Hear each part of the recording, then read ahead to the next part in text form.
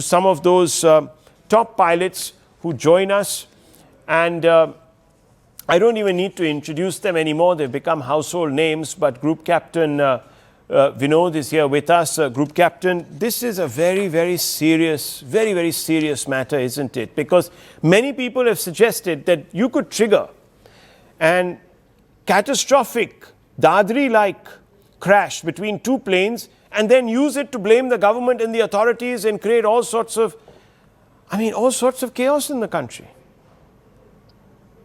While it is theoretically possible, Rahul, let me demystify so that our viewers aren't A, alarmed, B, understand how the technology works. Now, let me straight away dive into the loose word that we keep using as GPS. GPS is a word like Xerox. Actually, one of the photocopier is Xerox. So GPS is the American system called the GNSS, which you used. Global Navigation Satellite System. GPS is one of them. Bedu is another. GLONASS is Russian. We also have our own homegrown, which is like the regional system called the NAVIC. And we have something called a space-based augmentation system, which looks at all the other systems and gives you an error correction signal called the SBAS, the Space-Based Augmentation System, which in our case is Gagan.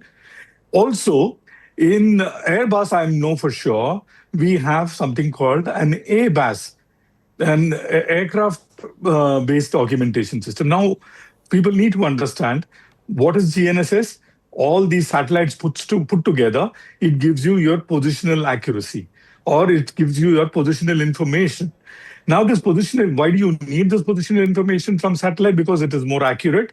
About a decade and a half or 2 decades ago, Rahul, we used something called an INS, Inertial Navigation System. Yeah. Now, Inertial Navigation System suffered an error over time, as in you may start off with a 0 error, 1 hour, 2 hours down the road, it was a cumulative error unless you updated. Lo and behold, here comes the Global Navigation System, which realigns your INS. So your INS is back to error 0, and it is doing every now and then. You correctly brought out aeroplanes which are dependent on the GNSS for approach and landing. We call it the RNP approach, Required Navigation Performance Approach, in which we solely use the satellite-based system. In some, we depart on a satellite-based system. We arrive and capture the instrument landing system on a satellite-based system. You understanding what I'm saying? Whereas an aeroplane which has an ABAS, I'll give you an example a couple of days ago. An ABAS, what it does is, it does 3 things, Rahul. One, it always checks on itself, called the RAIM, Receiver Autonomous Integrity Monitoring. Secondly, the INS system and this GPS system are correlated with each other.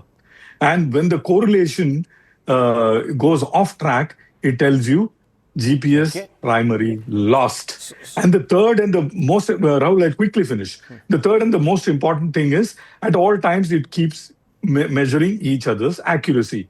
So as far as the Airbus is concerned, there is no problem. Why? The 2 things we need to understand: jamming, spoofing. Jamming, you jam the signal; spoof, you fool the signal. The latter is more dangerous.